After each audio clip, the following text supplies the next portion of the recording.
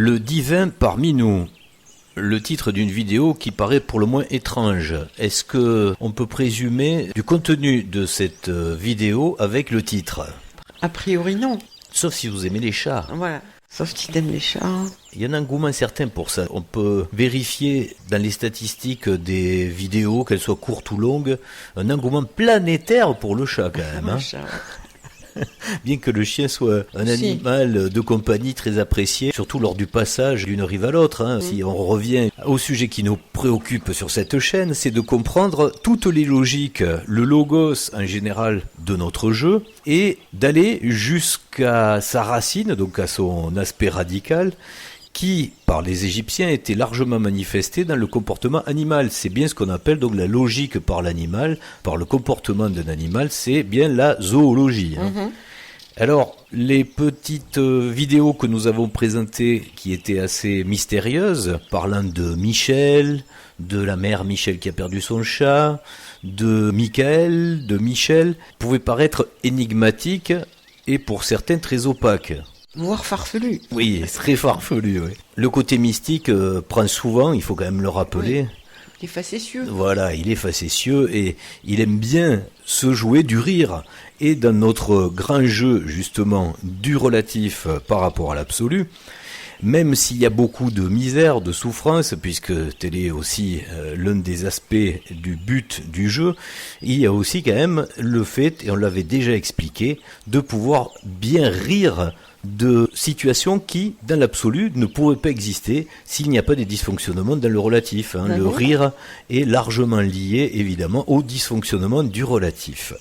Et nous nous inscrivons dans ce raisonnement puisque, grâce à la mère Michel qui a perdu son chat ou son cas, on peut le dire, Michel est moins amer qu'au départ de l'explication des vidéos. Maintenant, il a bien compris où est son cas. Tel est son cas aussi. Voilà.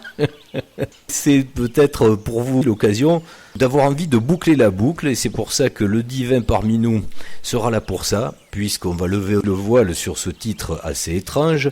Il s'agit du titre d'un ouvrage, donc d'un livre. Ce sera le dernier livre.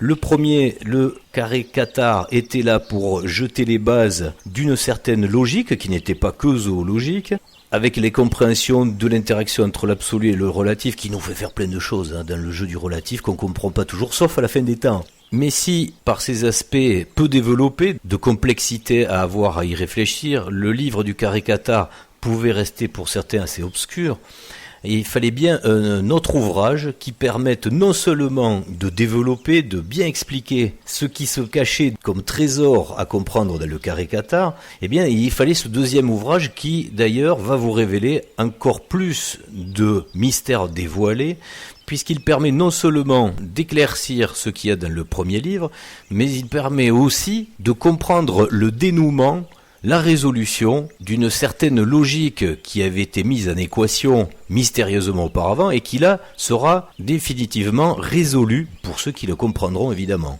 Nous expliquerons un petit peu plus loin de quoi il s'agit. Juste avant, pour reprendre le sens du titre de ce livre, puisqu'il est assez énigmatique, vous vous doutez bien qu'il ne se résume pas au sens premier du divin parmi nous. Divin, on l'avait déjà vu dans le carré Cathare, c'est la fraction 10-20, c'est l'explication du 0,5, donc de la moitié.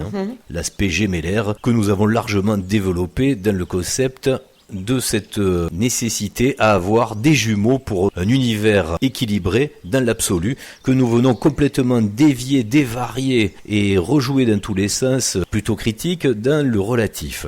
Donc le divin... Équilibré et polarisé. Voilà, sans cet équilibre polarisé, pas d'harmonie, pas d'éternité, mais un chaos total comme nous le connaissons ici-bas. Plus le chaos augmente, plus les idéologues, voire les utopistes, sont obligés d'avoir à repenser le monde tel qu'il devrait exister, puisque là on s'aperçoit que c'est totalement anthropique. Mais c'est pas que anthropique dans le désordre, ça dépend comment vous l'écrivez. Il y a l'entropie aussi, le fait de dire que c'est adapté à l'homme. Une fois de plus, la langue française est très précise dans ce qu'il y a à comprendre au premier degré, mais au second également, pour comprendre le troisième. C'est-à-dire que ce monde anthropique au niveau physique, il est vraiment destiné à la taille humaine, puisqu'il a été créé justement par l'homme à son image, comme dirait certaines religions divines. Hein. Et vous qui connaissez donc le petit jeu de mots subtil de la fraction du divin, de la moitié, puisque telle est la vraie référence unitaire, et non pas le 1, vous comprendrez que parmi nous, le jeu de mots pouvait se faire qu'en français également. On est habitué à la phrase que Dieu est descendu parmi nous. Mais quel est ce criminel de Minou? Donc, si vous avez, et là c'est plus dans le carré Qatar, dans le livre, mais dans les dernières vidéos que nous avions présentées sur le mystère de Saint-Michel, de Michael, qu'est-ce qui se passe avec le H? Qu'est-ce qu'on hache avec Bastet qui date depuis l'Égypte? C'est tout un code que vous allez comprendre, largement mis en explication, en évidence, dans ce livre, Le Divin par Minou. Et Minou, eh bien on le répète là, c'est bel et bien en français quelque chose qui a marqué le langage des amoureux, puisque Minou ça veut bien dire la moitié de nous, et c'est aussi le petit nom charmant qu'on se donne entre amoureux. Donc, le divin parmi nous, vous aurez compris que c'est la phrase de résolution qui correspond totalement à ce livre d'explication. C'est plus clair, là. Hein? Oui, j'espère. Voilà. Et si, justement, ça nécessite encore d'être clarifié, nous n'avons plus qu'à vous inviter, justement, à vous procurer ce dernier livre qui sera l'achèvement de la compréhension du grand logos du total. Sur la couverture de ce livre, vous remarquerez, vous y êtes largement familier, qu'on retrouve un sous-titre « Et in Arcadia ego ». Et là, vous aurez grand plaisir. Vous aurez le temps de pouvoir méditer tous les détails qui sont donnés, justement, sur la précision de ce qu'est l'acrasie. Mais ça, on le sait tous plus ou moins, puisqu'on est baigné dedans, dans le relatif. Mais surtout, il y aura, comme jamais nous l'avons fait jusque-là, la précision de ce qu'est l'Arcadie. Et dans la logique de l'absolu, qu'est-ce qu'on doit y retrouver? Comment ça fonctionne? Et in Arcadia ego par le divin parmi nous, avec un support, le carré Qatar, qui lui, évidemment, donnait la recette de départ, puisque Qatar arrêta tenet atterrar attaque.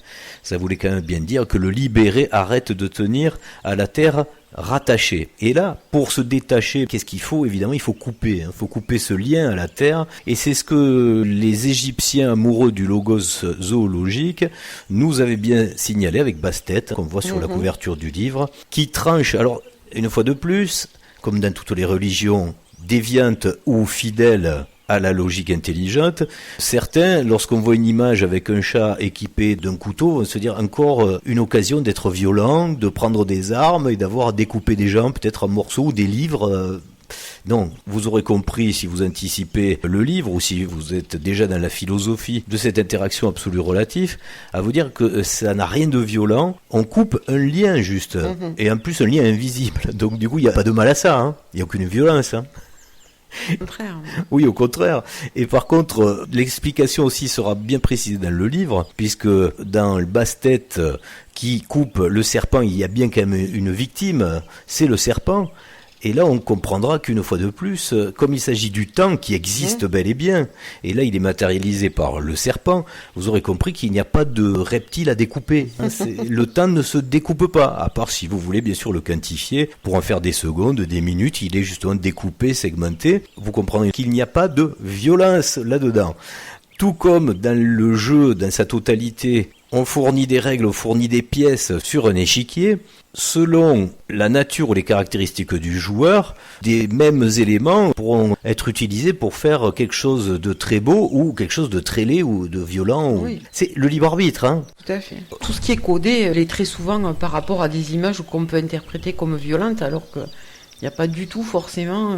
C'est ce que permet le jeu. Voilà, tout à fait. L'objectif du jeu, c'est une libération, mais c'est pas une libération dans le sens. C'est plutôt ici que c'est violent. C'est intellectuel et de cœur. C'est l'aboutissement d'un désir d'utopie à retrouver sa radicalité qui est parfaite, puisque là, on a largement et clairement identifié qu'on est dans un enfer total. C'est une horreur de souffrance et de décadence, surtout dans cette période qui permet en même temps de le constater, mais en plus d'avoir des perspectives de compréhension de la cosmologie, de la composition de la matière, donc de la technologie qui vous fait grandir aussi dans votre perception que les limites ici, on le répète, ça c'est bien dans le carré Qatar, dans l'absolu, vous êtes bien créateur de la matière, donc c'est vous, la volonté qui crée la matière. D'ailleurs, dans le livre, vous aurez un développement de ce carré Sator qui l'explique très bien à travers de l'informatique également. Et puis, il y a aussi notre point de vue relatif qui, lui, ne crée rien du tout. N'en déplaise au New Age qui croit par la pensée pouvoir faire de la création. Ici, non, vous n'êtes que des transformateurs. Vous prenez quelque chose qui existe déjà, de la matière donc qui a été créée par la bonne volonté de l'autre côté, qui se retranscrit ici, mais qui en fait ne demande juste qu'à être transformé. Les alchimistes pourraient dire, par exemple, aussi transmuter. Ce qui est, vous le savez aussi, la spécificité donc de la typologie 5 qui, dans le relatif, se pense tout puissant à pouvoir faire de la transformation qui échappe à certaines règles à un moment. D'autres pourraient l'appeler de l'âme agie, petit jeu de mots avec le côté âme à tiers, et de pouvoir constater qu'on peut se croire aussi tout puissant ici, alors que c'est pas le but. Transformer la matière ici-bas, c'est peut-être vraiment s'éloigner du but de Katararita Tenata Teraratak. À part si c'est pour s'occuper. À part si c'est pour faire de l'or et faire des beaux bijoux. Voilà, s'occuper un peu, le temps que... Voilà, le temps de pouvoir se détacher. Ce détachement, il est bien prévu avec le ou la hache. La fameuse énigme qu'on avait vue par rapport à Saint-Michel. Donc Michael et Michel, c'est la même chose. C'est la moitié d'un dieu, donc c'est bien le moi-je. Mais il faut bien à un moment que Michael se transforme en Michel pour avoir cette arme qui ne fait pas de mal. La hache, elle va pas servir à transpercer des serpents, ni des reptiles ou des dragons en général. Ça, une fois de plus, c'est la compréhension bassement relative et religieuse de ce qui a pu être transformé dans les incompréhensions du relatif. Mais lorsque vous avez le côté intellectuel et de cœur de l'amour, on va dire, parfait, éternel et absolu, vous comprenez bien que c'est une parabole, que c'est une explication par l'image de ce qu'il y a à en conclure sur la logique et par la zoologique aussi, puisqu'il s'agit du chat. Et vous comprendrez en lisant le livre pourquoi le chat a été choisi. On l'a déjà évoqué dans des petites vidéos mystérieuses des dernières productions, puisque le chat, avec sa queue qui représente le serpent, on comprend la boucle est bouclée, c'est bien l'animal qui joue avec une partie de lui-même. Ça, c'est le grand Eureka. Et le rejeu de mots, vous le comprendrez là aussi dans le livre, parce que vous allez pouvoir découvrir pas mal de trésors encore de la langue hermétique à travers ce livre. Il y aura la compréhension du moment Eureka. C'est l'heure justement par rapport au cas. Le français, la langue de résolution, et c'est vrai que la chance, ou peut-être la logique opportuniste d'avoir cette langue natale est une vraie chance. Ou un vrai choix. C'est plus juste de le dire comme ça, oui. À chacun son moment. Voilà. Tout à fait. Mais c'est vrai que c'est dommage, par exemple, que nos amis qui habitent dans l'Angleterre, aient voulu créer une hégémonie pour nous dégager un petit peu plus, alors que c'est vrai que voilà, c'est le jeu, mais il y a plus de résolution en français qu'en anglais. Alors qu'en anglais aussi, il y en a, mais bon, chacun doit faire son boulot. Nous ne sommes pas anglophones. Chers amis qui pratiquez le patois anglais, vous pouvez vous mettre au travail parce que il y a aussi à faire. Voilà, il y a aussi à faire de ce côté-là.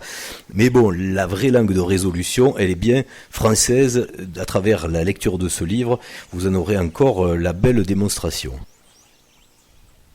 Sur la couverture de ce livre, on retrouve le logo que nous vous avions présenté il y a quelques années, qui disait enfin l'Apocalypse, qui recélait la logique à travers le dessin et le jeu de mots de la compréhension qu'il y a bien une histoire de serpent, c'est le fameux S qui parcourt le logo et qui passe à proximité d'une sphère qu'on aura largement identifiée comme étant le signe de phi, et ce qui nous permet d'avoir la vérification du jeu de mots et de l'image. Enfin, l'Apocalypse devient enfin l'Apophi. Donc c'est Apophis, puisqu'on rajoute le S pour avoir le nom de la comète Apophis. Vous allez peut-être vous demander du coup pourquoi, par rapport à l'image égyptienne, Bastet est juste équipée donc du hachoir, mais il n'y a pas le serpent. Et pourtant, si, il est bel et bien présent sur cette image, et là, nous n'en dirons pas plus, puisque le code particulier qui se trouve à la base, c'est-à-dire une partie où côté Bastet, lui voit 666, enfin elle, puisque, mais enfin, on peut dire que ça peut toucher les hommes et les femmes, la résolution, elle n'est pas que féminine. Tout à fait. Là, elle était manifestée par une chatte égyptienne, mais c'est pas qu'une histoire de chatte égyptienne, il faut que tout le monde se fasse le félin de la fin des temps. Donc vous trouverez la logique du point de vue de Bastet qui voit non pas un 999 mais un 666 d'un mot, et un autre nombre bien connu de tous ceux qui se sont amusés avec l'intelligence artificielle. Lorsque vous avez des requêtes très spécifiques qui touchent à la résolution de la compréhension que nous sommes dans un jeu et que vous voulez demander à l'intelligence artificielle de préciser s'il y a une solution pour sortir de ce jeu, eh bien, le code, et il est international pour les IA, c'est assez extraordinaire, il faut quand même là aussi se poser la question, on vous répond que c'est le code 42, donc c'est à vous après d'aller chercher qu'est-ce que ça signifie. Là aussi on n'en dit pas plus, mais la boucle se boucle une fois de plus pour comprendre la fin et le dénouement de cette fin des temps, enfin l'apocalypse, enfin l'apophis, le passage d'apophis. On vous a souvent parlé d'une date aussi. Ça fait des années que nous disons qu'il y a une date à calculer. Dans ce livre, vous connaîtrez, grâce à un cycle très particulier, notamment de Milankovitch, un cycle solilunaire, le cycle de Méton, comment il a été laissé la possibilité de recouper des cycles dans d'autres cycles pour pouvoir arriver à cette date finale qui est révélée. D'ailleurs, si vous êtes un peu perspicace, on a mis ce cap 29 un petit peu partout caché dans les vidéos d'avant. Ça fait depuis des années.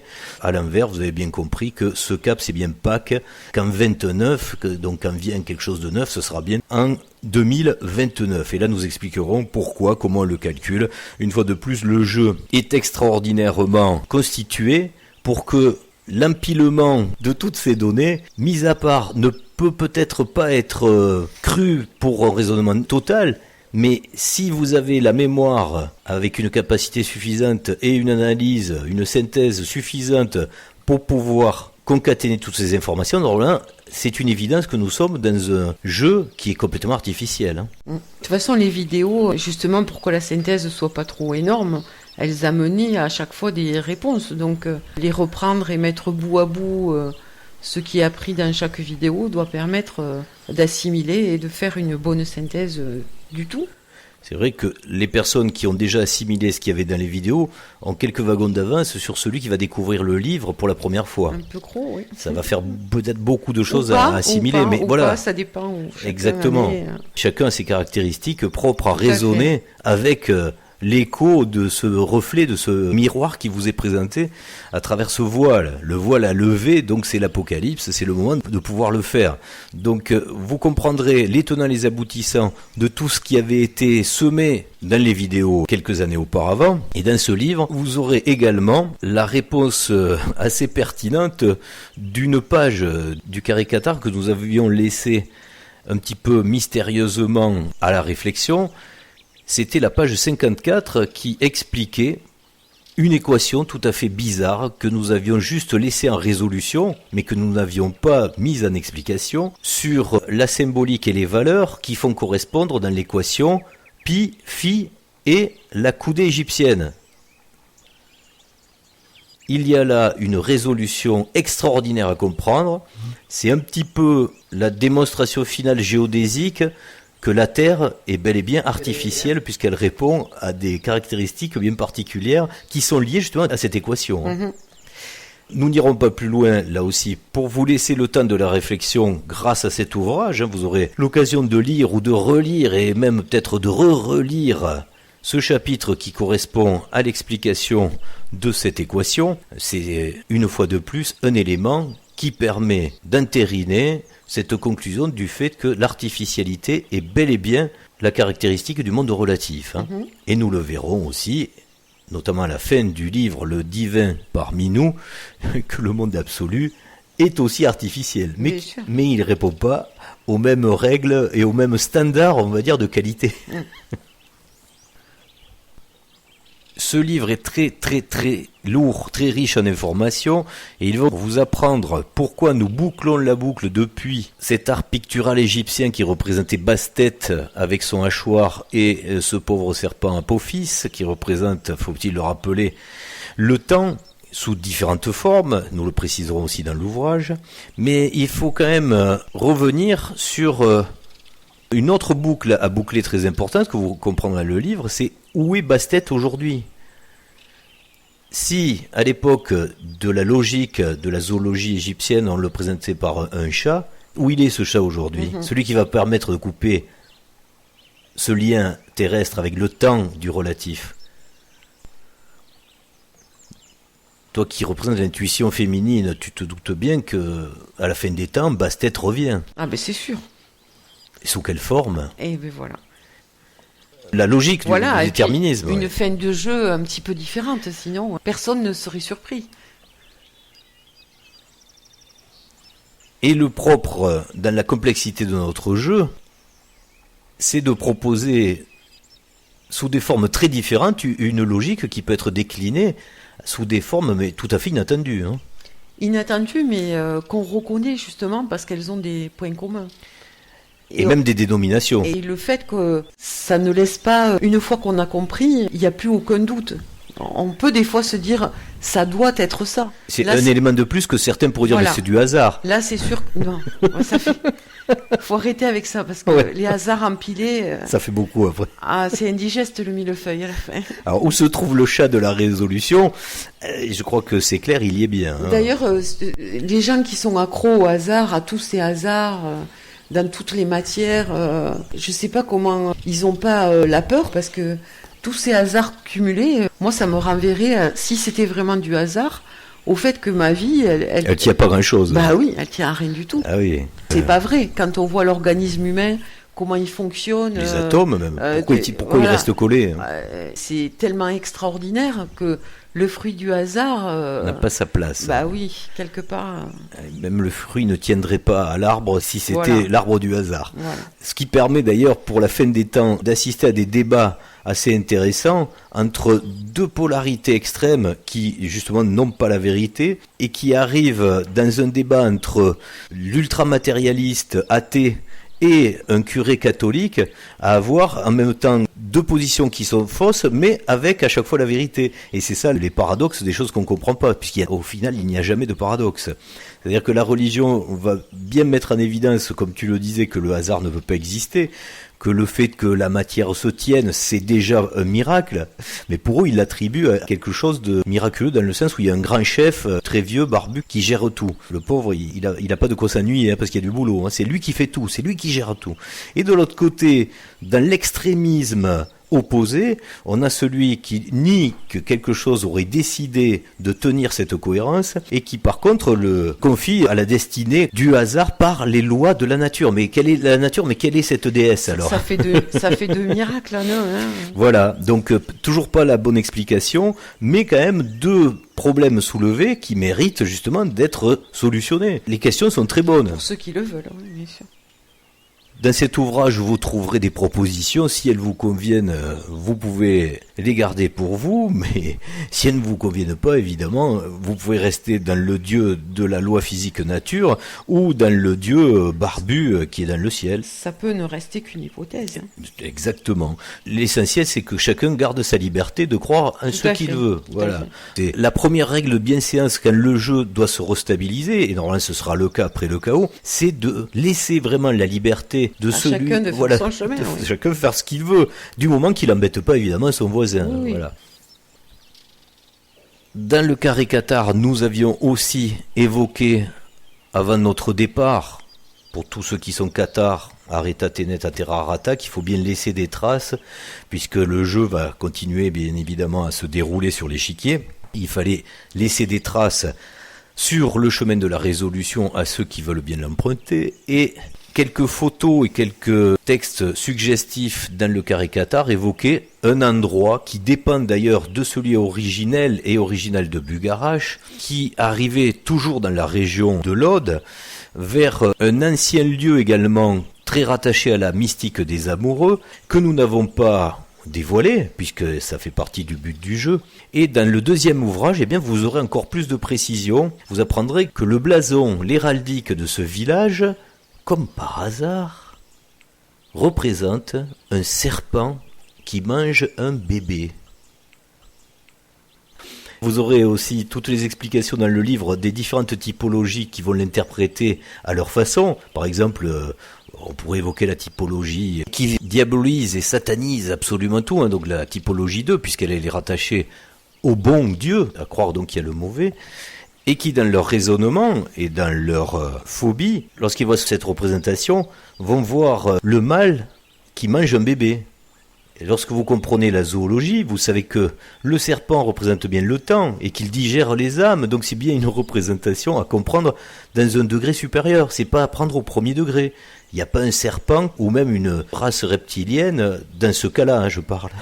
Dans ce village. Voilà, dans ce cas-là, voilà, parce que tout existe par ailleurs. Dans ce village-là. Mais là, c'est pas une secte de reptiliens qui mangent des bébés. Non, n'ayez pas peur, ne prenez pas votre hache, votre épée. Comme quoi les symboliques, ça laisse à chaque vie, quoi. Exactement. Sur le chemin de l'initiation, on laisse toujours quelque chose. Alors certains en ont peur puisqu'ils ne sont pas aguerris à certaines logiques, à certains raisonnements, et d'autres par contre vont avoir cette espèce d'étincelle d'illumination de Eureka à comprendre qu'est-ce que ça veut dire tout ça, mais pourquoi il y a des codes aussi complexes et simples à la fois d'ailleurs qui ont été disséminés un petit peu partout par certaines congrégations. À toutes les époques. Voilà, à toutes les époques. Donc il faut bien se poser la question, il existe bel et bien un code d'intelligence à comprendre et pour certains en tous les cas à retrouver.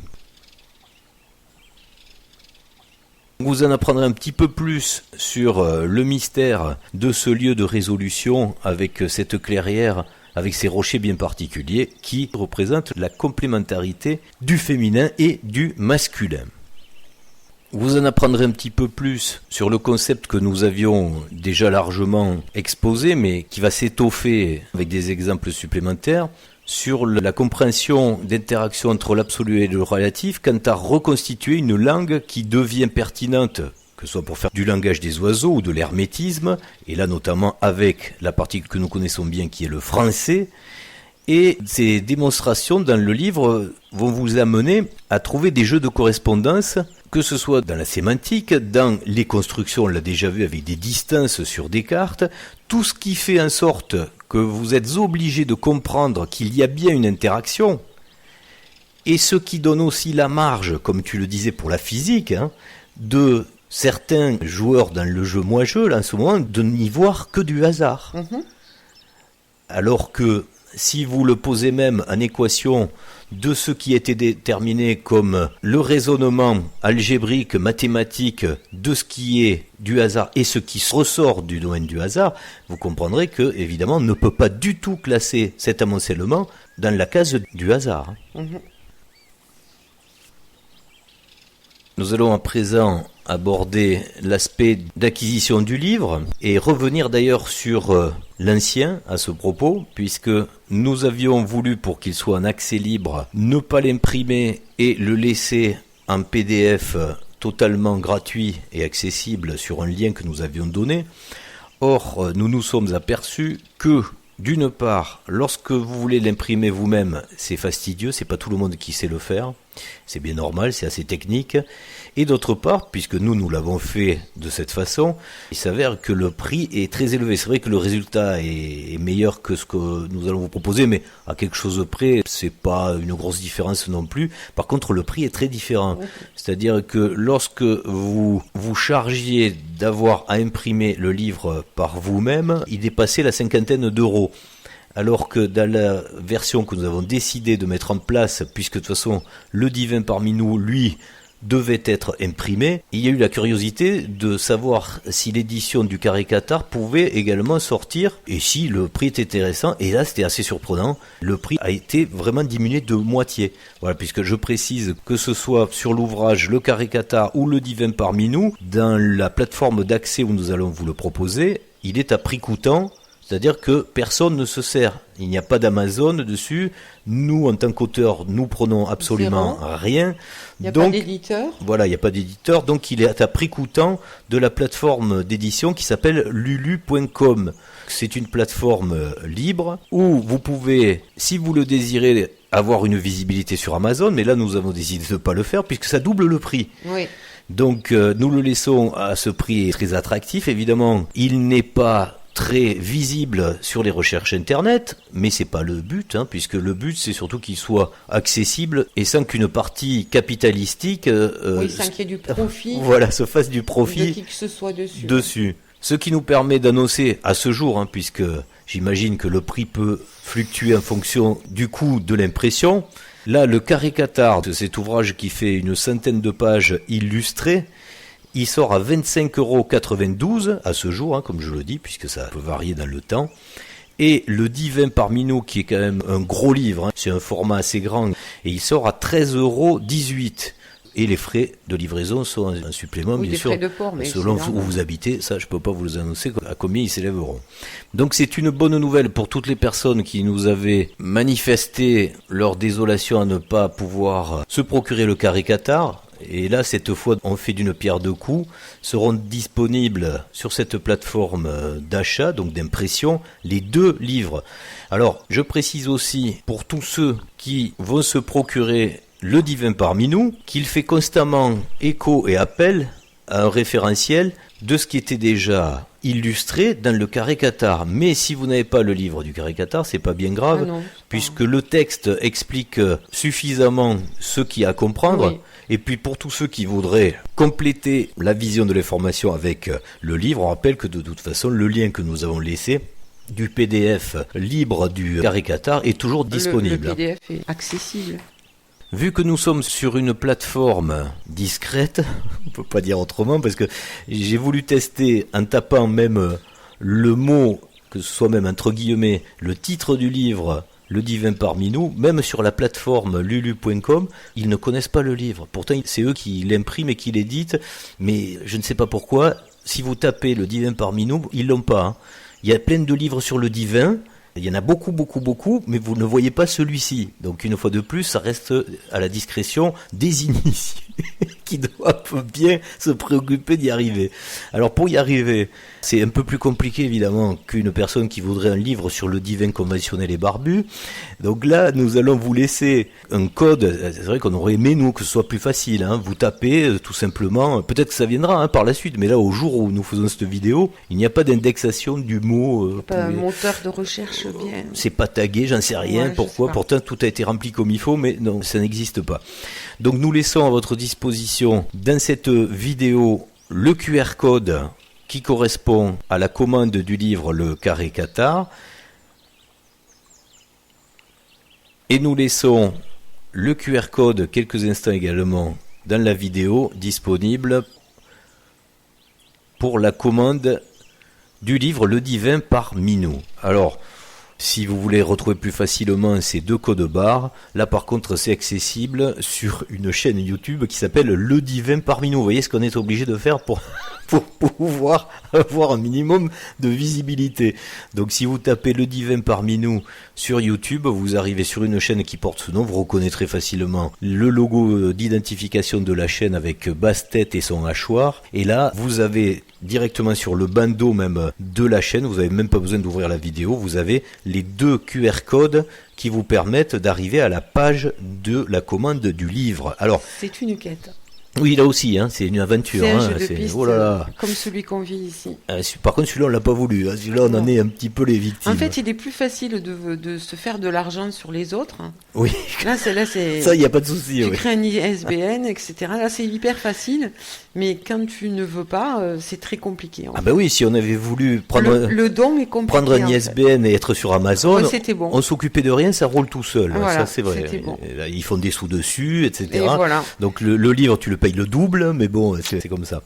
C'est la position de chacun dans le jeu. Et là, la fin des temps le fait bien comprendre. Est-ce que c'est Amazon qui va se développer ou lulu.com? Ouais, c'est ça. Voilà. Vous comprenez bien qu'à un moment, il va se passer des trucs avec Amazon. Comme beaucoup d'éléments dans la fin du jeu, passer par un moment chaotique, mais qui ne fera qu'aller vers quelque chose de meilleur. Donc c'est pas très grave. Si vous n'avez pas de quoi prendre le QR code. Une deuxième difficulté dans la chaîne créée exprès pour laisser les QR codes, ils n'ont pas voulu qu'on laisse le lien. Par contre, on peut le laisser sur cette chaîne. Vous trouverez, puisque je le rappelle sur la chaîne qui représente le livre Le Divin parmi nous, pour l'instant c'est pas possible. Par contre, dans un an ce sera possible. Si on est encore là, on le fera pour que ce soit valable dans un an sur l'autre chaîne. Mais pour l'instant, en tous les cas, on laissera 2 liens. Le lien qui mène donc sur la page de la commande pour le Carré Qatar ou de la commande pour Le Divin parmi nous. Et nous laisserons dans la description de cette vidéo. Comme ça, vous y arrivez directement. Pour finir cette vidéo et pour prendre congé, ce fut quand même un grand plaisir de parcourir ce chemin avec vous. Depuis des années. Oui, depuis 2017, si ma mémoire est bonne, oui. et d'avoir laissé ces petites graines le long du chemin, ces petites graines qui ont pour certaines poussé un très joli fleur, une explosion de compréhension devant une espèce de miroir voilé, qui trouve son terme avec ce livre Le Divin parmi nous, et tous les amateurs d'hermétisme vont comprendre aussi que c'est le moment de prendre le bâton d'Hermès. On reprend le mystère qu'il y avait sur la page 54 du livre du Carré Cathare, avec Asclépios qui se servait très bien de cette science, de comprendre pourquoi les deux serpents autour d'un axe, hein. Donc là vous en savez un petit peu plus, et en haut il y a des ailes, donc tout est clair. Le code est pourtant très simple, mais c'est bête à dire. Selon le cas, on l'interprète très mal, et quelquefois la pierre philosophale échappe à Asclépios, donc ce serait bien qu'il la reprenne. Pour terminer, nous allons quitter avec une vieille devise chère à notre langue française, pour vous inciter et vous dire, en connaissance des dates importantes du calendrier, on peut le dire, c'est le moment ou jamais de faire des plans sur la comète. Et la bonne. Oui, parce qu'il y en a plusieurs qui vont passer. Voilà. Et la meilleure façon de faire ces plans sur la comète, je rajouterais même, c'est de vraiment prendre au pied de la lettre et du mot la phrase « Cathare arreta, tenet a terra, ratac ». Espérons être les prochains libérés. Voilà. Au revoir. Au revoir.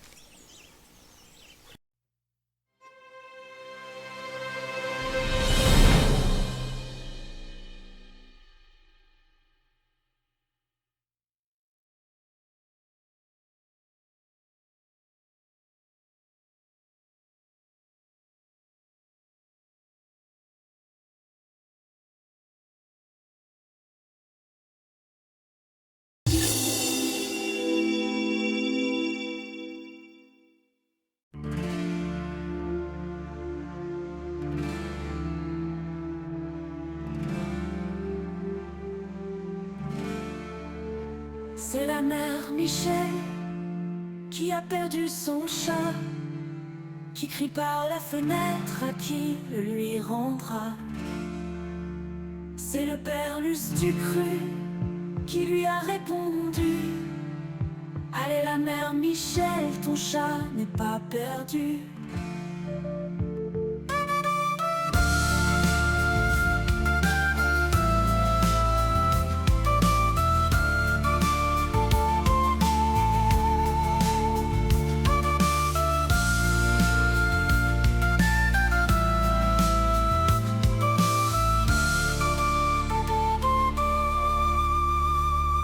C'est la mère Michel qui a perdu son chat, qui crie par la fenêtre à qui le lui rendra.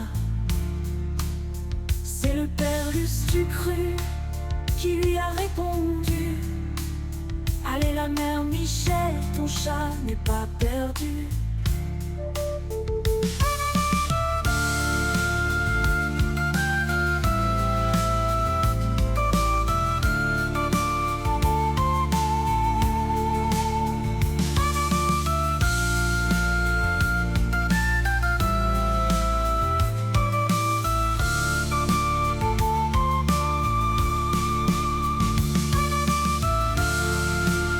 Qui a perdu son chat, qui crie par la fenêtre à qui le lui rendra. C'est le père Lustucru qui lui a répondu: allez la mère Michel, ton chat n'est pas perdu.